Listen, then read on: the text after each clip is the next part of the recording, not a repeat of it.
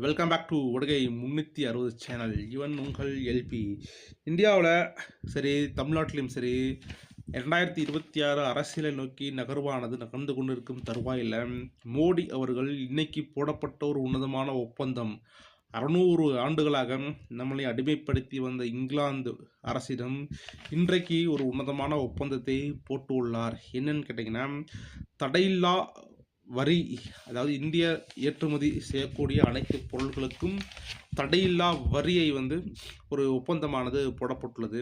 அதன்படி பார்த்தீங்கன்னா, இங்கிலாந்திற்கு இனி 95% தடையில்லா வரியின் மூலமாக வேளாண் பொருட்களையும் இதர பொருட்களையும் ஏற்றுமதி செய்யலாம் என்ற ஒரு ஒப்பந்தமானது உருவாகி உள்ளது.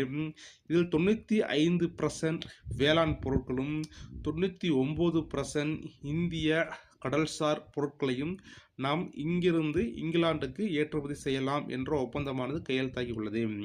இந்த ஒப்பந்தமானது CETA என்ற குழுமத்தின் அடிப்படையில் இந்த ஒப்பந்தம் கையெழுத்தாகி உள்ளது. இதன் மூலமானது 99% வரியில்லா தடையில்லாத வரியானது பொருட்களுக்கு இங்கிலாந்தானது அறிவித்துள்ளது. இதன் மூலமானது இந்தியாவில் 23 பில்லியன் கோடிஸ் ரூபாய்கள் அடிஷ்னல் இன்கம் கிடைக்கும் என்று கணிக்கப்பட்டுள்ளது.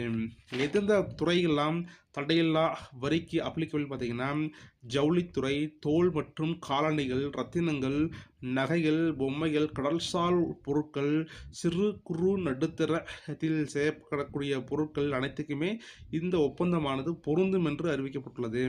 பணிபுரியும் நிறுவனங்கள், தினசரி கூலி தொழிலாளர்களும் இதன் மூலமாக மிகுந்த பலன்களை அடைவார்கள் என்றும், இதன் மூலம் ஒரு சமூக புரட்சியானது ஏற்படும் என்றும் வரலாற்று அறிஞர்கள் கருதுகின்றார்கள்.